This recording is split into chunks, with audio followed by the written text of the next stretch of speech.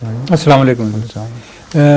سوال یہ ہے کہ کیا بد انسان کو بدی کی اتنی قوت حاصل ہو سکتی ہے کہ وہ اس کے ذریعے دوسرے انسان کو جسمانی طور پر نقصان پہنچا سکے؟ بد انسان کو قوت تو حاصل ہو سکتی ہے، یعنی ذہنی طور پر دوسرے شخص پر اثر انداز ہونے کی، اس میں کوئی شک نہیں.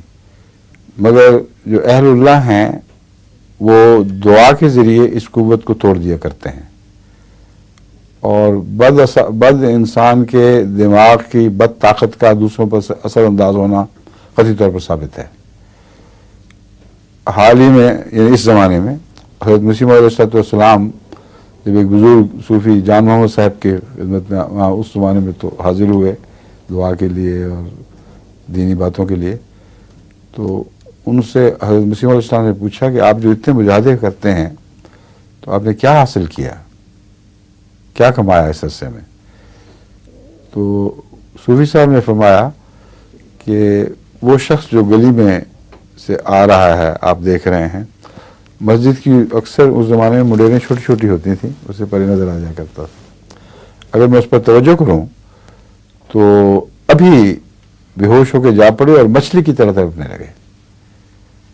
یہ قوت میرے اندر پیدا ہوئی ہے. حضرت مسیح علیہ السلام نے فرمایا اس سے بنی نوع انسان کو کیا فائدہ پہنچے گا؟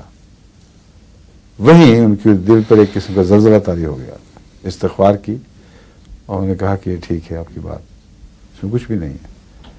قوت کا ہونا ثابت ہے، خواہ وہ نیکی کے نام پر کمائی گئی ہو، مگر ایسی قوت ہو سکتی ہے جو اچھے بھلے معصوم صحت مند آدمی کو جو گلی میں چل رہا ہے اس کو نقصان پہنچا دیتی ہے. غالباً اسی مجلس کی بات ہے جب آپ نے حضرت مسیح علیہ السلام سے گزارش کی، پھر عرض کیا کہ ہم مریضوں کی ہے تم ہی پہ نظر، تم مسیحا بنو خدا کے لیے. آپ کی اولاد میں سے پھر بہت بعضوں کو توفیق ملی، بعض محروم رہے. یہ میں بتا رہا ہوں، اس کی مثال تازہ اس زمانے میں ہے. پھر قرآن کریم فرماتا ہے کہ بعض بد طاقتوں کو، جو بد کے لفظ تو نہیں آتے مگر انسان کی کمائی ہوئی طاقتوں کو، یہ بھی توفیق ہے کہ نبی کے اوپر وہ اپنی طاقت کو استعمال کرے اور وقتی طور پر اس کو وہ دکھائے جو وہ خود دکھانا چاہتا ہے اس کو. چنانچہ قرآن کریم حضرت موسیٰ کے متعلق فرماتا ہے کہ ان جو ساحروں نے جو جادو کیا اس سے موسیٰ کو یہ تخیل ہوا کہ گویا یہ رسیاں سانپ ہیں، اور وہ ڈر گیا. اتنا حقیقی سمجھا. خدا کا پاک نبی حضرت موسیٰ بڑا طاقتور دماغ کے آدمی تھے، اور ان پر ساحروں نے جادو کیا. جادو سے مراد وہاں مسمرزم ہے، بالکل واضح بات ہے. اور حضرت موسیٰ کو یہ خیال گزرا کہ یہ رسیاں ہیں، اور تب خدا نے فرمایا کہ لا تخف، اپنا عصا پھینک. جو عصا پھینکا ہے تو وہ رسیاں اچانک، جو ان کا بنایا ہوا جادو تھا، یہ یافکون والا محاورہ ایگزیکٹ آیت کا الفاظ یاد نہیں مگر مراد ہے جو افق انہوں نے باندھا تھا، وہ عصا اس افق کو نگل گیا، نہ کہ رسیوں کو. یعنی اس جھوٹ کو جو فرضی بات تھی، جو حقیقت تھی نہیں، اچانک انہوں نے دیکھا یہ تو رسیاں نظر آ رہی ہیں سب کو. اس پر ان کا سجدہ ریز ہونا ثابت کرتا ہے کہ جادوگروں سے بہتر اور کوئی نہیں جانتا تھا کہ یہ موسیٰ کے دماغ کی طاقت نہیں ہے، کیونکہ جو ایک دفعہ مسحور ہو جائے وہ خود اس ساحر کے سیر کو کاٹ نہیں سکتا. نفسیاتی لحاظ سے بعض لوگوں نے یہاں بعض مقدمے بھی کیے ہیں کہ ہمیں مسمرزم میں بلا کے ہمیشہ کے لیے نقصان پہنچا دیا گیا ہے، اور یہ ایک بڑا دلچسپ مقدمہ ایک چل رہا ہے. اور ہماری جو قوتیں ہیں ول پاور کی، یعنی ارادے کی طاقت، وہ کمزور اور بالکل بیکار ہو گئی ہے.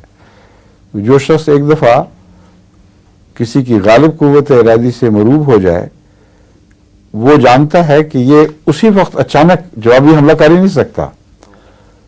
تو وہ جو سجدہ ریز ہوئے ہیں یہ گواہی بن گئی اس بات کی کہ انہوں نے کوئی غیر معمولی باہر کی شان دیکھی ہے، اور موسیٰ میں وہ طاقت نہیں پائی، ورنہ موسیٰ کو کہ ہوتا ہی نہ، وہ کہتے ہیں کہ دیکھو سامنے رسیاں پڑی ہوئی ہیں. اس پہلو سے قرآن کریم نے ذکر اسی وجہ سے فرمایا ہے، ایک دائمی زندہ دلیل ہے کہ موسیٰ کی طاقت نہیں تھی. اگر موسیٰ کی طاقت ہوتی تو جادوگر اس کو سمجھتے، کبھی بھی اس پر ایمان نہ لاتے. فرعون جو اس مضمون کو نہیں سمجھتا تھا، اس نے کہا یہ بنایا، سب نے مل کے بنایا ہوگا سب کچھ. تو یہ میں بتا رہا ہوں کہ بد اثر ڈالنے کا احتمال موجود ہے، لیکن یہ بد اثر یوں ہی چلتے پھرتے نہیں پڑ جایا کرتا.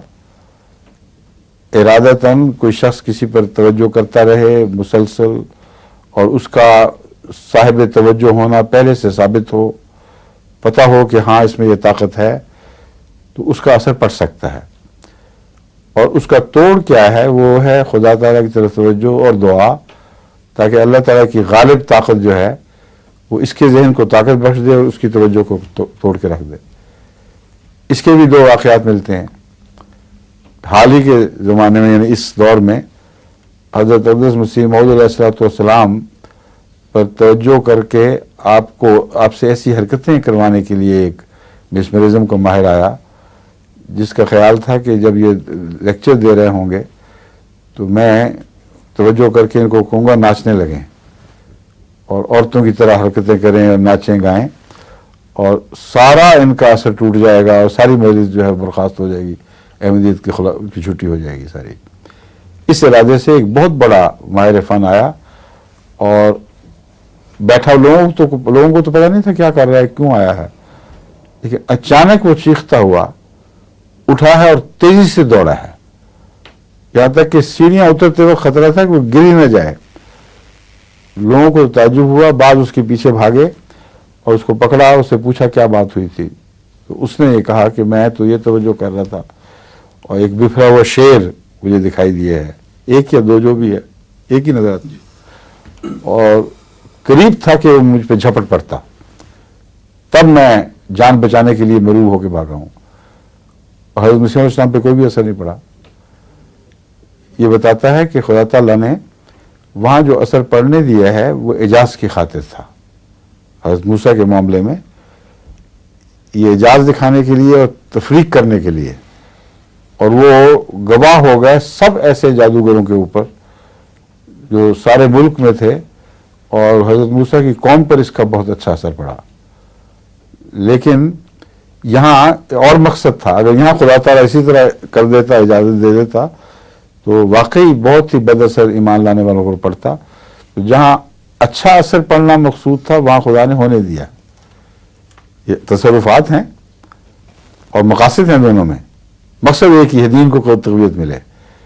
جہاں اثر پڑنا دین کے لیے طاقت کا موجب بنے گا وہاں اللہ تعالیٰ پڑھنے دے سکتا ہے. جہاں برعکس صورت ہو وہاں روک دے گا.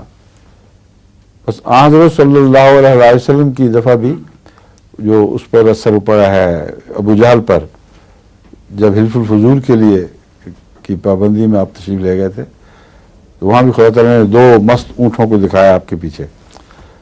تو وہ طاقت بھی حضرت رسول اللہ صلی اللہ علیہ وسلم کی اپنی ذہنی طاقت نہیں تھی، اسی طرح تھی جس طرح موسیٰ کے حق میں ایک طاقت رونما ہوئی ہے، مگر وہاں جوابی طور پر نہیں تھا. کوئی طاقت سامنے سے رسول اللہ صلی اللہ علیہ وسلم پر اثر نہیں ڈال رہی تھی، نہ آپ کو خیال تھا اس بات کا. وہ محض الہی طاقت تھی. اور کم سے کم ابو جہل کے دل میں لازماً یہ یقین ہو گیا ہے کہ یہ کوئی عام آدمی نہیں ہے، کوئی بہت بڑی طاقت ہے. لیکن اس کو بیوقوف کو وہ خیال نہیں آیا جو جادوگروں کو آ گیا کہ رسول اللہ علیہ وسلم میں سے تو ثابت ہی نہیں ہے، کبھی آپ نے ایسی بات کی نہیں، تو یہ جو مجھے دکھایا گیا ہے یہ ضرور الہی طاقت سے ہوا ہوگا. تو یہ مضمون ہے، مگر خوف زدہ ہونے کی ہرگز کوئی ضرورت نہیں. لا حول ولا قوت پڑھنی چاہیے اور یقین رکھنا چاہیے کہ اللہ تعالیٰ کی طاقت غالب ہے. تو ایسے شخص کو کوئی نقصان نہیں پہنچتا. یہ جو نظروں کے وہموں میں پڑھ کے لوگوں نے زندگیاں برباد کر لیں، خاندانی امن اٹھ گیا، یہ سب جھوٹی باتیں ہیں.